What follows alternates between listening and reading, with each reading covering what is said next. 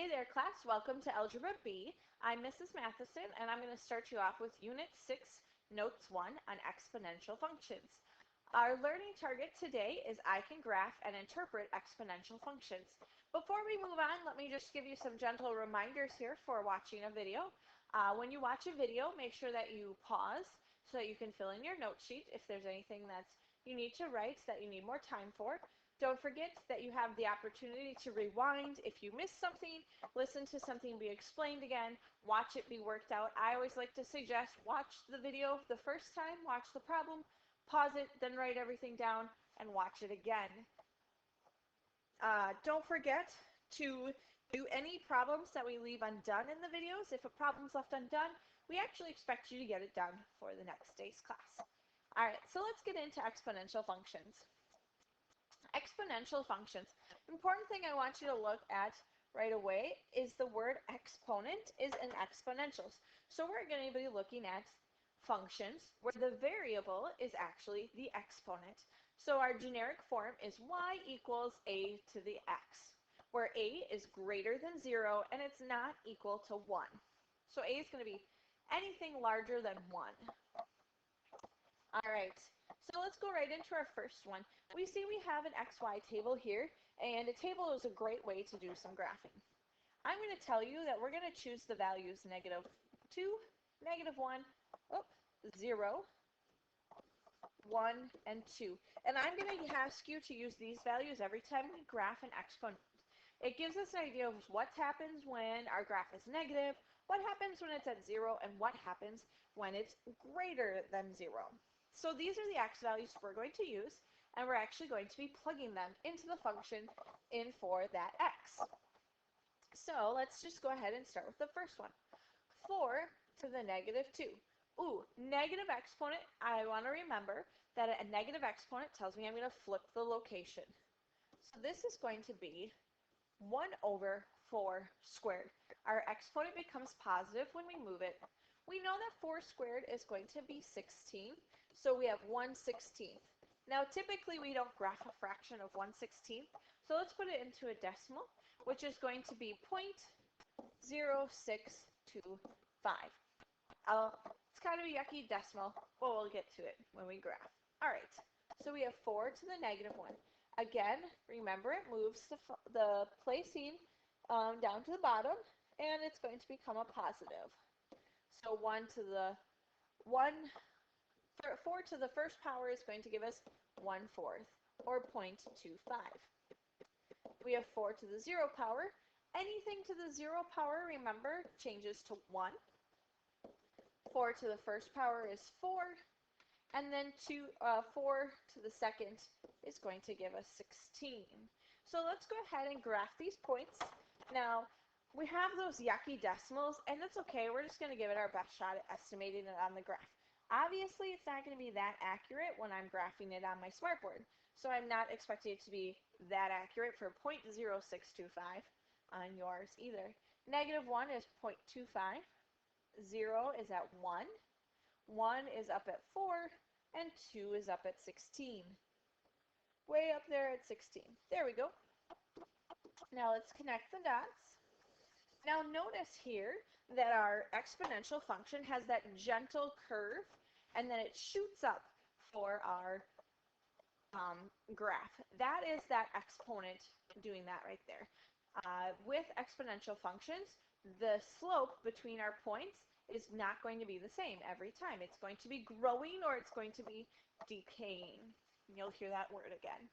Okay, so then it says y-intercept. Y-intercept, remember, is where our graph crosses at the y-axis. So here, it's going to be 1. So I'm going to ask you that with every problem, and we'll talk about those in class. Let's move on to our second one. This is y equals 3 to the x. So very similar to our first problem. Again, we're going to do -2, -1, 0, 1, and 2. And those are going to be the values we plug in for the exponent. So 3 to the -2 power. We're thinking I'm flipping the location of my term because of that negative exponent, and it becomes positive. 1/3 squared becomes 1/9. Now 1/9 we want to think about as a decimal is 0.1 repeating. So 0.1 repeating, that's just going to round to 0.1. We have 3 to the negative 1 power. So that gives us 1/3. 1/3 is going to be 0.3 repeating, and so we'll just call that 0.3. 3 to the 0 power, again, that 0 power, remember, is 1. 3 to the first power is 3, and 3 to the second power is 9. So let's go ahead and graph those onto our graph. I'm going to pause the video. I want you to pause the video and graph these, and then we'll see if our graphs match up. All right, take a look at my graph. Compare it to yours.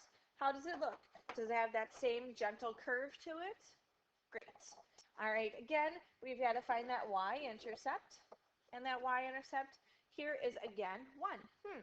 I wonder if that is going to be a trend we see. So let's try it with the next problem. Problem 3 on the next page is a little bit different. This time, we're going to take 4 times 2 to the x. So again, we are still going to use -2, -1, 0, 1, and 2 for our values. So I'm going to take 4 times 2 to the -2 power. I have a question for you. Do we do our 4 times 2 first, or do we do our 2 to the -2 power?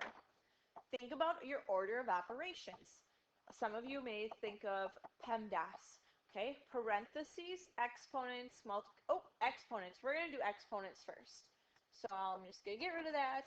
I'm going to circle here so you remember that we're doing the exponent first. So that negative power moves just the 2 to the bottom, because just the 2 has the exponent. Okay, and then it's a squared. So we get 4 times, that's going to turn into 1/4. 4 times 1/4 is going to give us a value of 1. Good job. All right, so we're going to do, again, 4 times 2 to the -1 power. Just the 2 is going to move to the bottom, and the power becomes positive. So we get 4 times 1/2. 4 times 1/2 is going to give us 2. Okay, so now 4 times 2 to the 0 power. Now remember, just the 2 is going to that 0 power. So just the 2 is going to go to the 1. 4 times 1 gives us a 0, 4 point. We have 4 times 2 to the first. 2 to the first is going to give us 2. So we have 4 times 2, which gives us 8.